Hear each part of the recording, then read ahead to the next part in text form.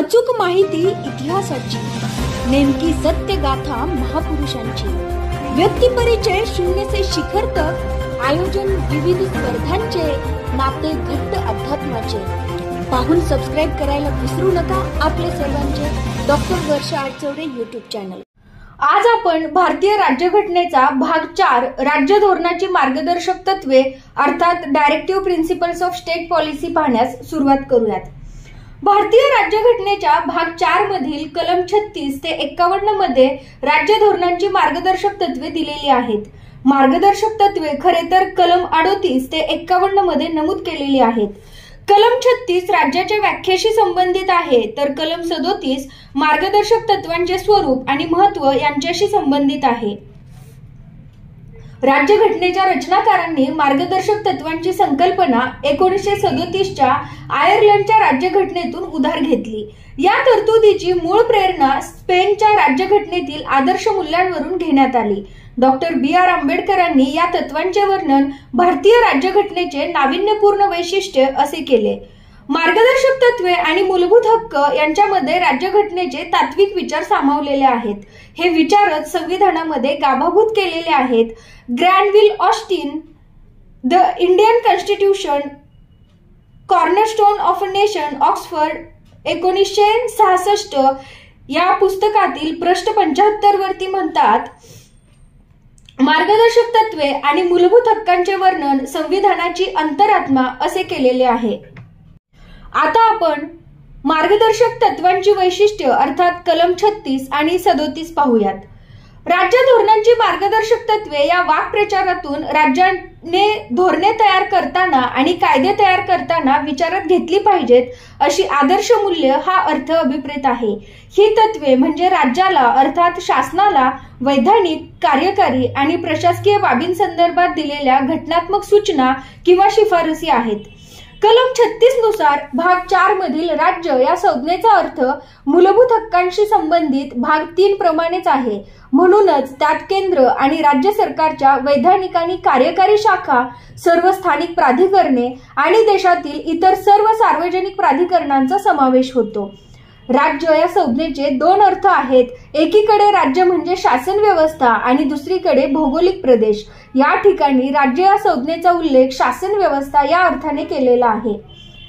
मार्गदर्शक तत्वे आणि 1935च्या भारत सरकारच्या कायद्यात नमूद केलेली सूचना साधने यांच्यामध्ये साधर्म्य आहे। Doctor B.R. आंबेडकर यांच्या शब्दात सांगायचे झाल्यास मार्गदर्शक तत्वे ही 1935च्या भारत सरकारच्या कायद्याअंतर्गत ब्रिटिश सरकारने भारतीय वसाहतीच्या गव्हर्नर जनरलला आणि गव्हर्नरांसाठी जारी केलेल्या सूचना साधनांसारखीच आहेत। मार्गदर्शक तत्वे हे सूचना साधनांना मिळालेले दुसरे नाव आहे। मात्र सूचना साधनांची तरतूद केवळ कार्यकारी मंडळासाठी होती, तर मार्गदर्शक तत्वे कार्यकारी मंडळाबरोबर कायदे मंडळालाही निर्देश देतात। तिसरे वैशिष्ट्य आहे, आधुनिक लोकशाहीचे राज्य उभारणीसाठी व्यापक आर्थिक, सामाजिक आणि राजकीय कार्यक्रम तयार करताना मार्गदर्शक तत्वे आवश्यक ठरतात।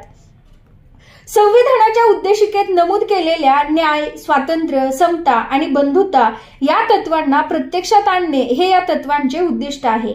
वसाहतवादी कालखंडाच्या काळात दंडकशाहीचे राज्य अस्तित्वात होते, त्याऐवजी कल्याणकारी राज्याची संकल्पना साकारण्यासाठी ही तत्वे अंगभूत करण्यात आली।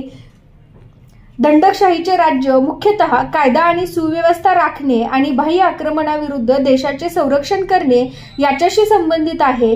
राज्यविषयक ही संकुचित संकल्पना 19व्या शतकातील व्यक्तिवाद किंवा निरंकुश अर्थव्यवस्था या सिद्धांतावर आधारित आहे। थोडक्यात देशात आर्थिक आणि सामाजिक लोकशाही प्रस्थापित करण्यासाठी मार्गदर्शक तत्वे महत्त्वाची ठरतात। चौथे वैशिष्ट्य अर्थात कलम 37, मार्गदर्शक तत्वे न्यायप्रविष्ट नाहीत, म्हणजेच ती कायदेशीररित्या लागू केली जात नाहीत। त्यामुळे त्यांची अंमलबजावणी करण्यासाठी सरकारवर केंद्र, राज्य आणि स्थानिक दबाव आणता येत नाही। असे असूनही राज्यघटनेतील कलम 37 नुसार ही तत्वे देशाच्या कारभारासाठी मूलभूत आहेत आणि कायदे करताना ही तत्वे लागू करणे राज्याचे कर्तव्य आहे। पाचवे वैशिष्ट्य आहे, मार्गदर्शक तत्वे न्यायप्रविष्ट नसली तरी कायद्याची घटनात्मक वैधता तपासण्यात आणि निर्धारित करण्यात न्यायालयांना मदत करतात। सर्वोच्च न्यायालयाने अनेक वेळा कोणत्याही कायद्याची घटनात्मकता ठरवताना पुढील प्रमाणे निर्णय दिलेला आहे. एखाद्या मार्गदर्शक तत्वाची अंमलबजावणी करण्यासाठी कायदा करताना तो कलम 14 कायद्यासमोर समानता किंवा कलम 19 स्वातंत्र्याचे सहहक्क यांच्याशी संबंध असल्याची पडताळणी करून अशा कायद्याला संविधानिक ठरवण्यात येते. मार्गदर्शक तत्वांसंबंधी असणारे कलम पाहण्यापूर्वी सुरुवातीला आपण या मार्गदर्शक तत्वांचं वर्गीकरण पाहूयात. राज्यघटनेमध्ये मार्गदर्शक तत्वांचे कोणतेही वर्गीकरण दिलेले नाही, मात्र या तत्वांच्या आशय आणि विषय यांच्या आधारावर त्यांचे 3 व्यापक प्रकारांमध्ये वर्गीकरण केले जाऊ शकते. उदाहरणार्थ समाजवादी, गांधीवादी आणि उदारमतवादी अर्थात बौद्धिक. समाजवादी तत्वे म्हणजे काय, तर या तत्वातून समाजवादाची विचारधारा व्यक्त होते. लोकशाही समाजवादी राज्याची चौकट मांडत समाजात सामाजिक आणि आर्थिक न्याय प्रस्थापित करणे आणि कल्याणकारी राज्याकडे वाटचाल सुरू करणे ही या तत्वांमागील हेतू आहेत. राज्याने पुढील बाबींसाठी प्रयत्नशील असावे असे या तत्वांमध्ये सांगितलेले आहे. तर समाजवादी तत्वांमध्ये साधारणपणे कलम 38, कलम 39, कलम 39A, कलम 41, कलम 42, कलम 43, कलम 43A आणि कलम 47 यांचा समावेश होतो. दुसरे वर्गीकरण आहे गांधीवादी तत्वे. ही तत्वे गांधीवादी विचारसरणीवर आधारित आहेत. ते राष्ट्रीय चळवळी दरम्यान गांधींनी सांगितलेल्या पुनर्रचनेच्या कार्यक्रमातील विचारांच्या आशयाचे प्रतिनिधित्व करतात. गांधींच्या स्वप्नांची पूर्तता करण्यासाठी त्यांच्या काही विचारांचा समावेश मार्गदर्शक तत्वे म्हणून करण्यात आलेला आहे. या तत्वानुसार राज्याने ज्या बाबींसाठी प्रयत्नशील राहावं त्यामध्ये कलम 40, कलम 43, कलम 43B, कलम 46, कलम 47 आणि कलम 48 यांचा समावेश होतो. तिसरे वर्गीकरण आहे उदारमतवादी अर्थात बुद्धिप्रामाण्यवादी तत्वे.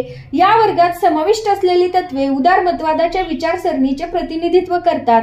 या तत्वानुसार राज्याने ज्या बाबींसाठी प्रयत्नशील असावे त्यामध्ये कलम 44, कलम 45, कलम 48, कलम 48A, कलम 50, कलम 49 आणि कलम 51 यांचा समावेश होतो. आता आपण काही मार्गदर्शक तत्वे पाहूयात. सन 1976च्या 42व्या घटना दुरुस्ती कायद्याने मार्गदर्शक तत्वांच्या यादीत 4 नवी तत्वे जोडली. या तत्वानुसार राज्याने ज्या बाबींसाठी प्रयत्न करायचे आहेत त्यामध्ये साधारणतः कलम 39, कलम 39A, कलम 43A आणि कलम 48A यांचा समावेश होतो. सन 1978च्या 44व्या घटना दुरुस्ती कायद्याने आणखी एक मार्गदर्शक तत्व जोडण्यात आले, ज्यामध्ये शासनाने उत्पन्न कमी करण्यासाठी प्रयत्नशील असले पाहिजे हे जोडण्यात आले. कलम 38. सन 2002च्या 86व्या दुरुस्ती कायद्याने कलम 45चा आशय बदलला आणि कलम 21A अंतर्गत प्राथमिक शिक्षण हा मूलभूत हक्क करण्यात आला. सुधारित मार्गदर्शक तत्वानुसार राज्याने सर्व बालकांना वयाची 6 वर्ष पूर्ण होईपर्यंत प्रारंभिक बाल्यावस्थेतील देखभाल आणि शिक्षण देण्यासाठी प्रयत्नशील असले पाहिजे. सन 2011च्या 97व्या घटना दुरुस्ती कायद्याने सहकारी संस्थांशी संबंधित नवीन मार्गदर्शक तत्व जोडले. या तरतुदी संदर्भात राज्याने सहकारी संस्थांची स्वेच्छापूर्वक निर्मिती, स्वायत्त कामकाज, लोकशाही नियंत्रण आणि व्यावसायिक व्यवस्थापन यांना प्रोत्साहन देण्यासाठी प्रयत्नशील असले पाहिजे अर्थात कलम 43B. पुढच्या व्हिडिओमध्ये आपण कलम 38 ते कलम 51 सविस्तरपणे पाहूयात. धन्यवाद.